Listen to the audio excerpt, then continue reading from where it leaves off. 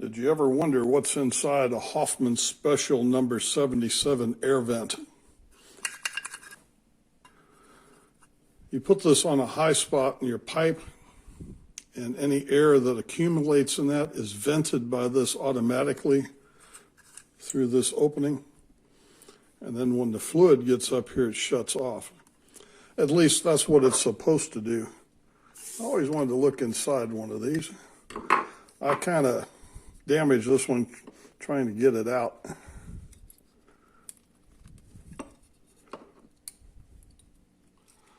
This has a float in it.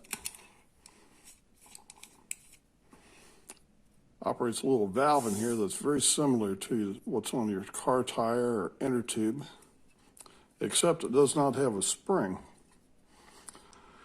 If there's no fluid in here, this float cannot float. It comes down here, opens that valve. Any air that's in here is vented through here until the fluid comes in, lifts the float, shuts off the valve. Very simple. These are not cheap. They are also not repairable. This float has to have unrestricted travel.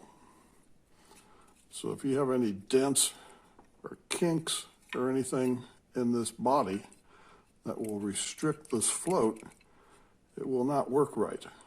And this does have to be installed vertically. When you go to screw this into a pipe connection, there's no place on here to put a wrench. You grab this thing and you're trying to turn it, it's very easy to distort this body.